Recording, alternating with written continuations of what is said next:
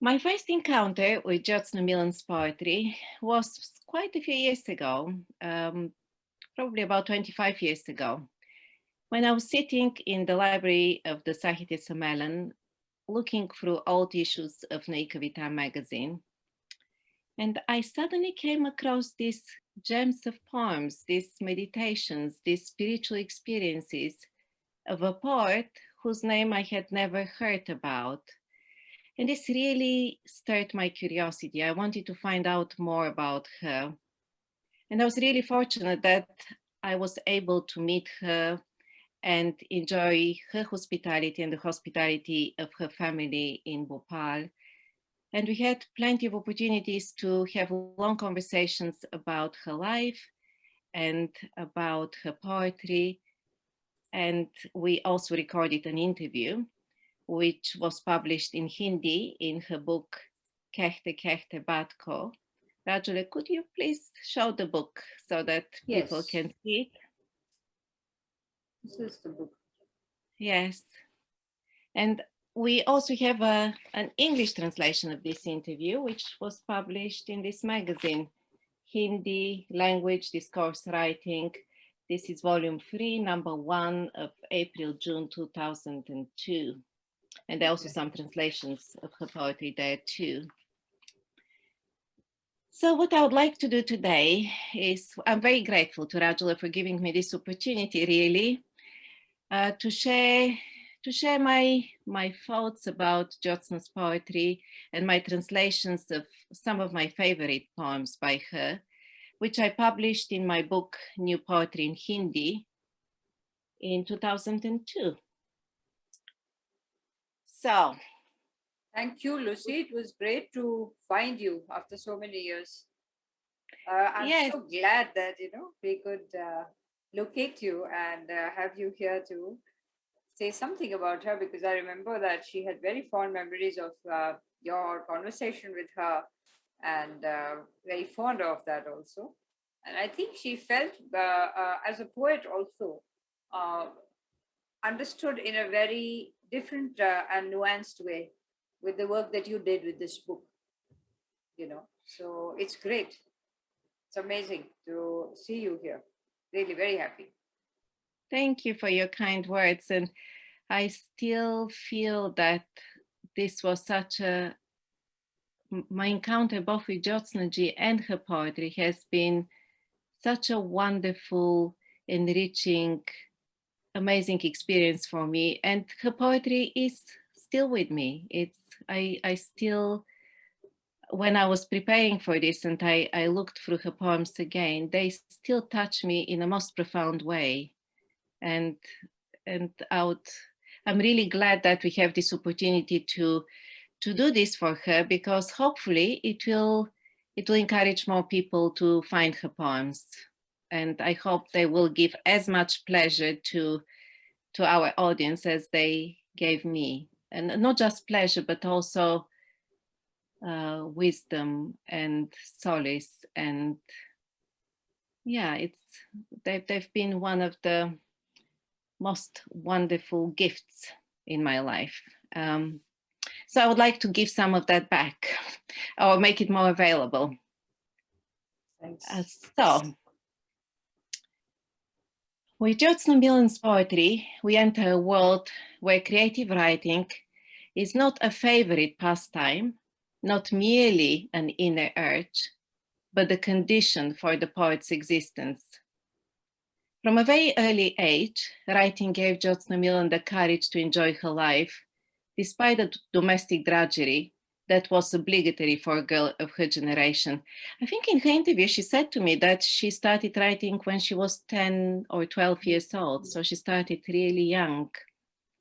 In her own words, Mother taught me all the household chores, from cooking to sewing and knitting, and I still do them. Whatever I may be writing, poems, stories, novels, afterwards I can do the work I don't like with some interest, as long as I'm writing something. In fact, I write very little, but even so, I don't know what I would have done without writing. So Jyotsna's childhood was ruled by two forces: a traditional mother who wanted her daughter to learn all the skills of a successful housewife, and rather unusually for that generation, a progressive father who, being a writer himself, encouraged her to write. And again, in her interview, she talked a lot about all the books which were available in the house, the conversation she was having with her father about what people were reading at that time, and books in different languages. Her father was extremely influential in the creation of her identity as a poet. He was her first reader and helped her build an unshakable belief in the value of poetry.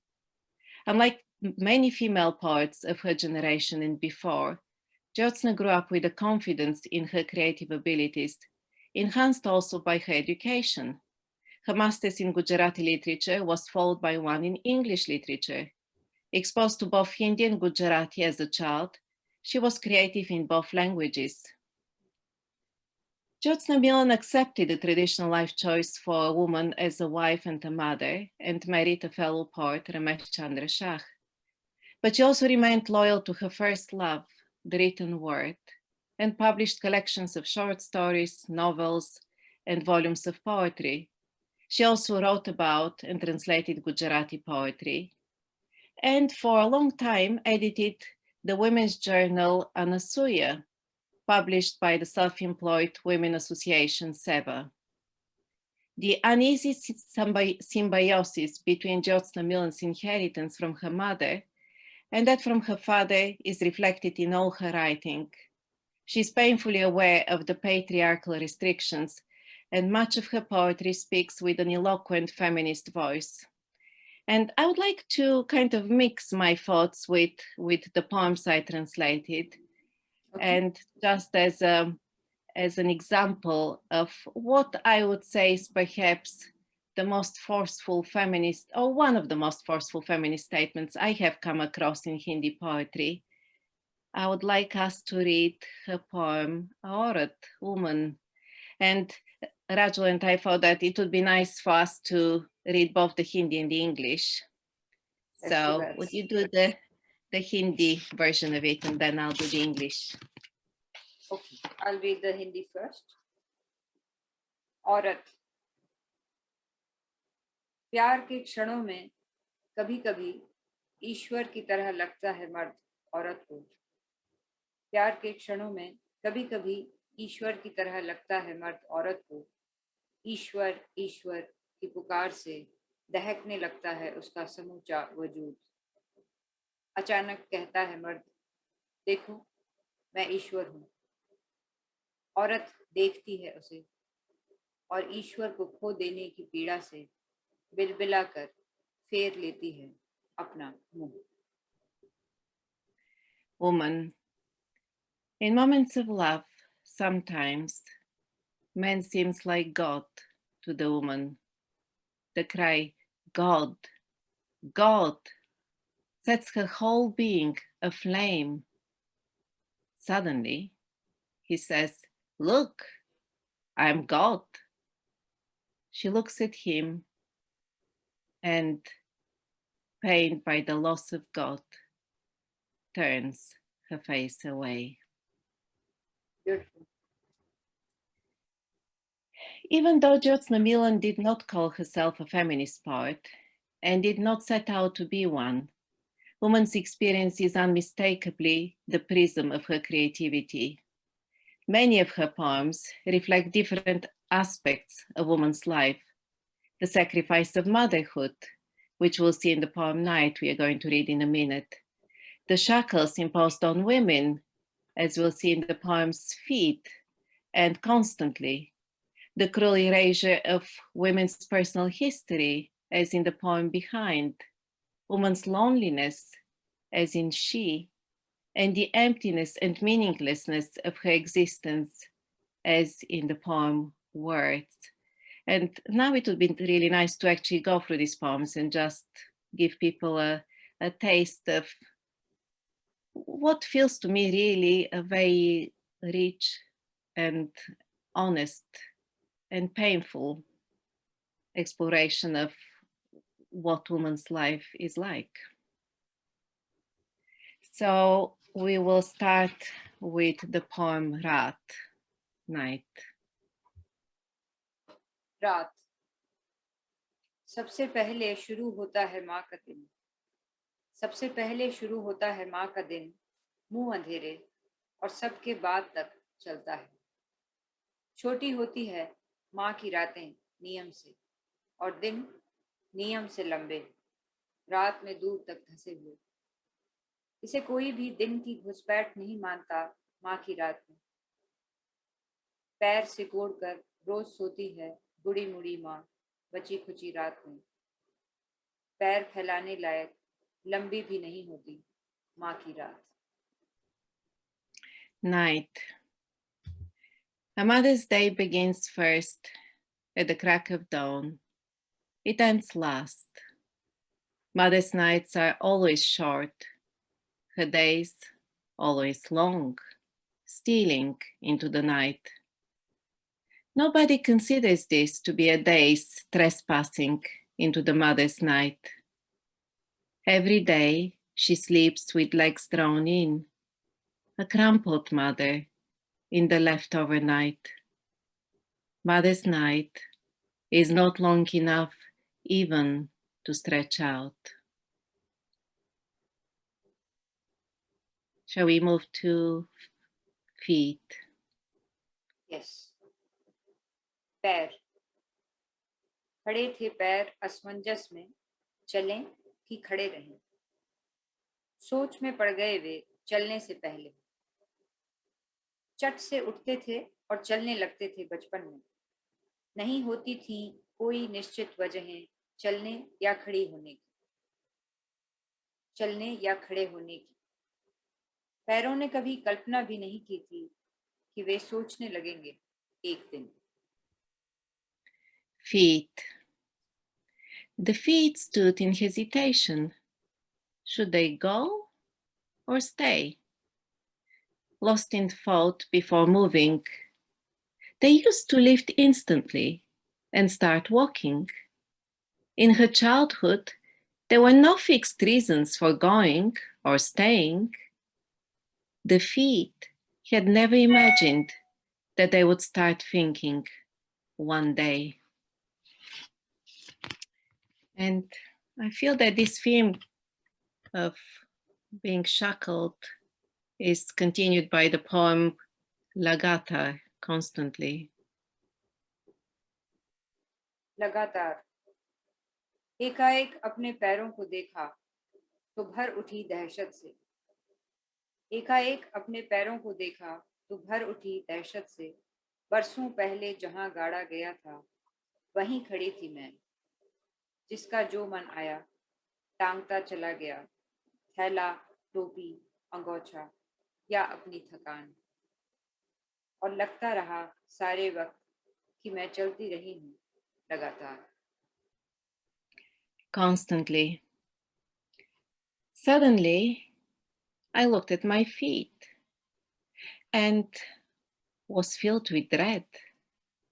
I was still standing where years ago I had been planted. Everybody hung on me whatever they fancied: a bag, a hat, a towel, or their tiredness. And it seemed to me that all this while I was on the move constantly. The next poem we were thinking of reading is a very powerful statement about the erasure of women's experience. It's the poem Behind.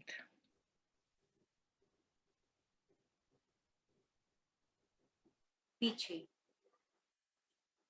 चलते चलते अचानक पलट कर देखा। पीछे न कोई सड़क थी, न मैदान, न वो शहर, न वे घर, न वे जगहें, न वे लोग जहां से वह शुरू हुई थी।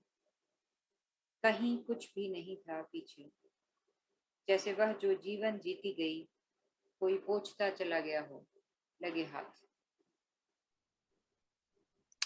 Behind. Stopping midway, she turned and looked. There was no road, no field, nor the town, houses, places, people of her birth, no trace of anything, as if someone had been carefully wiping out the life she lived. Then we have a beautiful poem about loneliness, such a powerful image in so few words. The poem She. वह अपने केशों को वस्त्र की तरह पहने बैठी थी, घुटनों पर हाथ बांधे, अपनी ही बाहों से घिरी. She. Wearing her tresses like a garment, she was sitting, hands joined on her knees, embraced by her own arms. And then I feel that the last two poems I mentioned, words and meaning, talk about how difficult it is to find any meaning in this kind of existence, really. Yeah. शब्द. Shall we start? Yeah, words. आंख मूंद कर घुमाती है pencil, खींचती है एक लकीर, घिर आता है भीतर इतना सारा शून्य. ढूंढती है वह एक शब्द समूची भाषा में उसके खिलाफ. Words. She closes her eyes and, moving the pencil around, draws a line. How much void is encircled within? She seeks for a single word in the entire language to fight it. It's beautiful translation, this.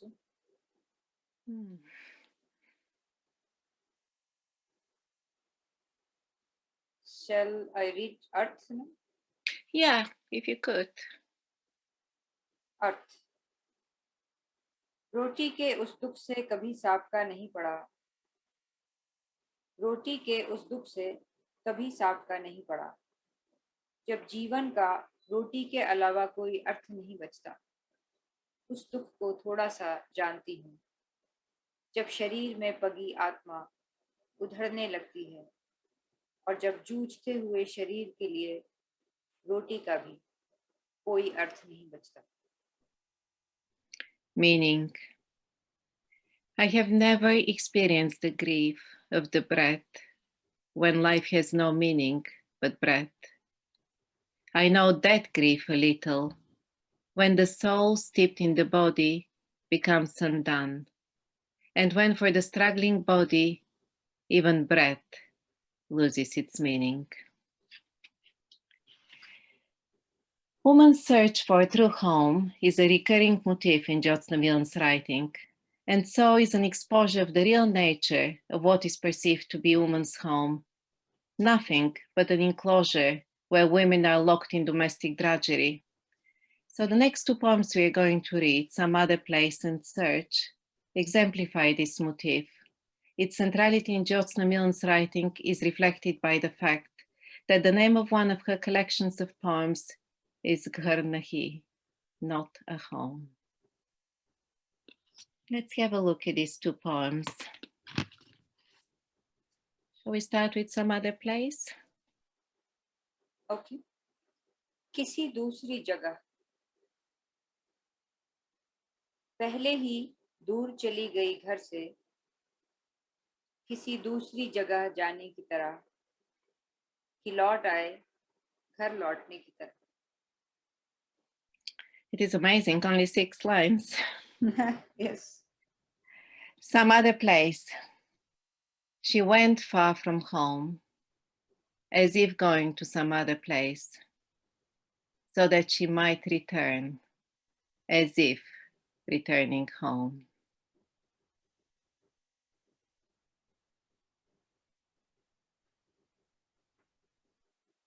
तलाश. जलाती है gas, बनाती है चाय, करती है घर को साफ, बदलती है बदरंग चादरें। आते हैं लोग, कहते हैं आपका घर लगता है सचमुच का एक घर।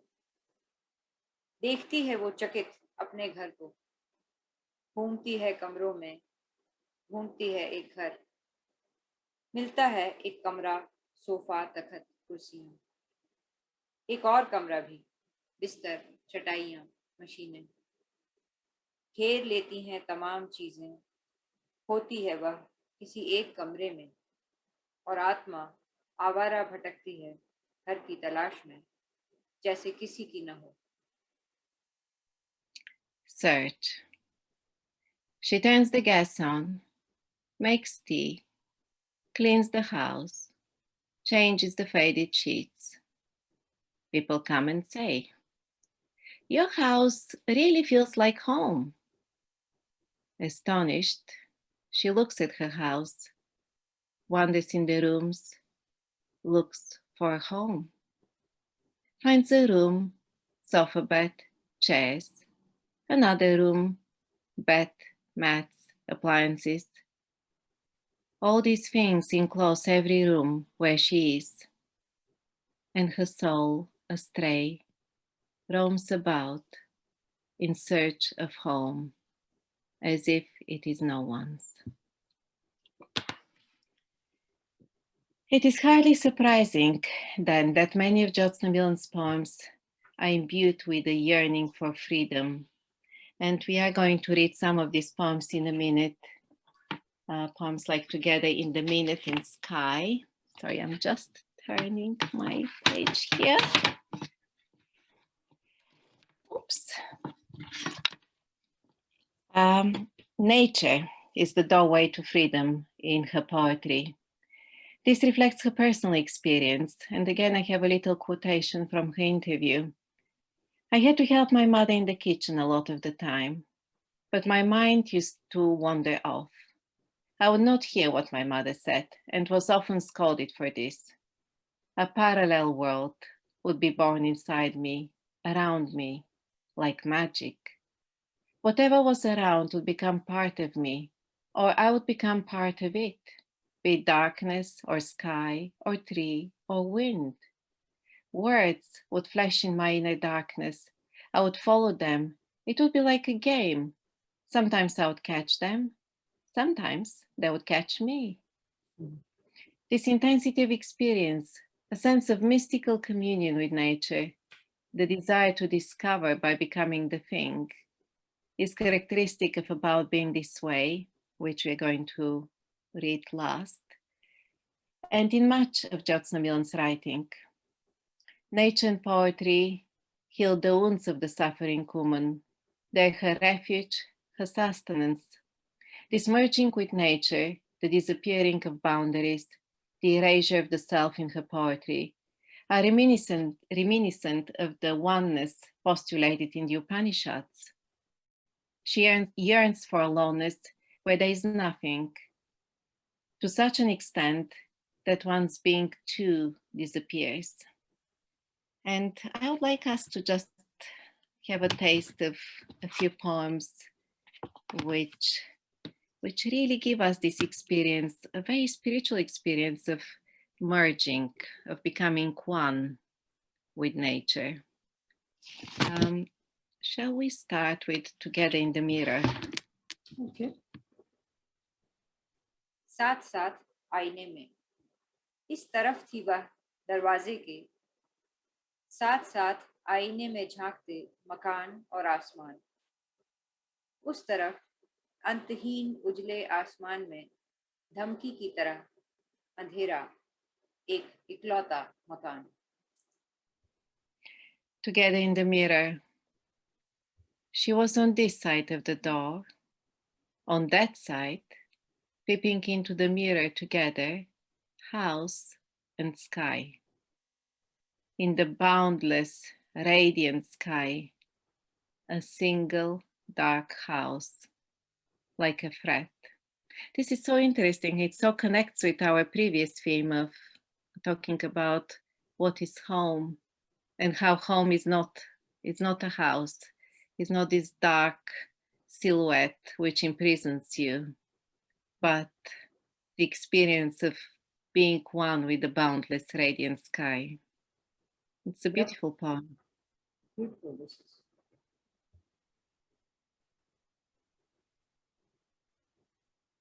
And to continue with the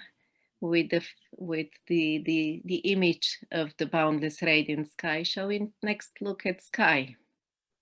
Okay. आसमान बैठी रही साल दर साल अपने भीतर देखती रही खिड़की के पार आसमान को घुस आया एक दिन कमरे में बोला उड़ो घूम घूम कर देखती रही वह आसमान को जो घर के बाहर भी था और भीतर भी Sky. She sat year after year inside her own self, kept looking through the window at the sky. One day, it entered the room and said, "Fly." Turning round, she kept looking at the sky, which was both outside the house and inside.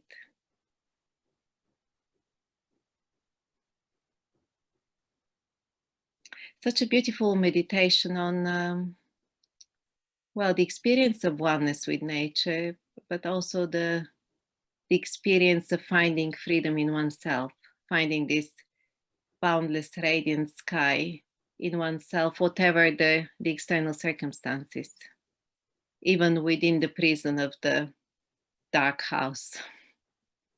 Yep. Yeah. And one of the most powerful of these meditations, I find, about being this way, which will be our last poem for today.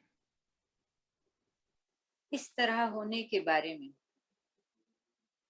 पहले पेड़ और मैं साथ साथ थे हमने सोचा ही नहीं कभी अपने इस तरह होने के बारे में हम इसी तरह थे शुरू से हमारे इस तरह होने में हमारी कोई भूमिका नहीं थी मगर इससे पहले कभी पता नहीं चला कि हमारा यूं साथ साथ होना हमारे हो सकने की शर्त है About being this way. Before, Tree and I were together. We never even thought of our being this way. We were this way from the beginning. We played no part in our being this way. But previously, we never realized that our being together in this way is the condition for our being. Which kind of brings us almost in a full circle to the beginning of me saying that to Jyotsna ji, poetry and nature are the conditions of her existence. They're not just nice pastimes, yes. but really, really important foundations of life for her. So Jyotsna Milan did not publish much. The relentless critic inside her convicted much of her writing to life imprisonment in her many notebooks. More importantly, her duties as a wife and a mother and her work for Seva did not leave her much time for writing, but her slim volumes are a rich testimony to woman's experience, to her pain, oppression, suffocation, loneliness, deprivation, but also to her invincible soul. And I suppose this is why her poetry is so important to me, because it has all. It's a very honest, statement of all the painful experiences of being a woman, but also is full of hope. It's full of beauty. It's full of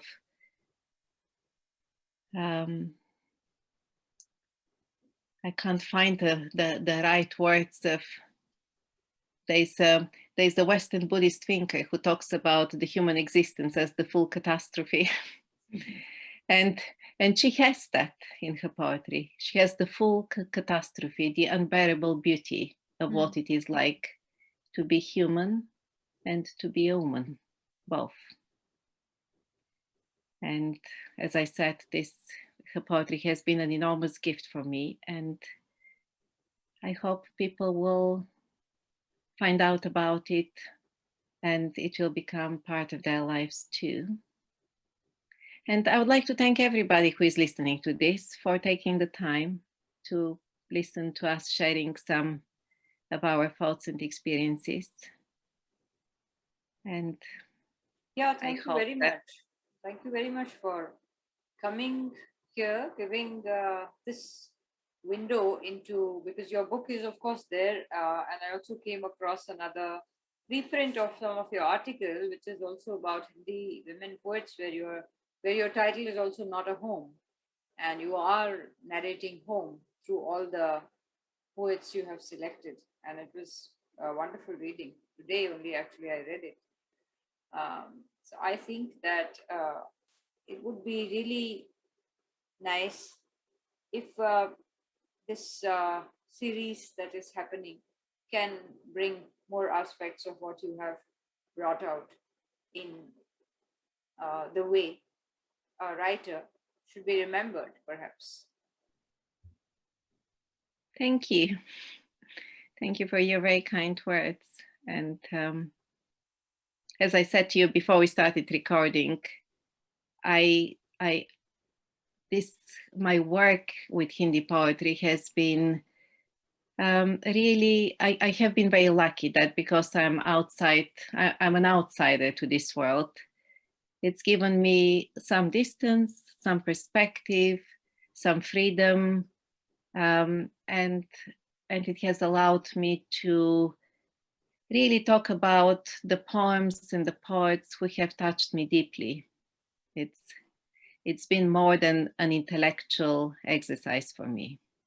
That's actually very clear from your book as one reads through that, because sometimes we wonder that, from outside, and you are also, even otherwise, when we first met you, I remember that you were coming from Bulgaria and doing your work on Hindi poetry. That itself was made us very curious to understand how somebody from Bulgaria can be attracted to Hindi and Hindi poetry from so far, and what are the connections there.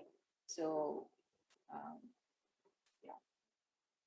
And I think what you have done here in this book, more than the translation and selections of these poets, is a very important theorization of Nayi Kavita, which is sort of, rereading history and doing it from a subjective point of view, which brings out and connects some threads which have been lost earlier. And I think it's an important work, and it should also be brought into light once again. Though I know that you have moved out of this field into something else now, but the work remains, isn't it? That's right. It's right. I have moved out of this field, but the gift of poetry has remained with me too. And the gift of meeting you and Jyotsna ji and very many wonderful people while I was working on the book. So it's been a very important part of my life, which has stayed with me, has made me the person I'm now. And I'm very grateful for that. So beautiful. Thank you. Thank you. Thank you, Lucy.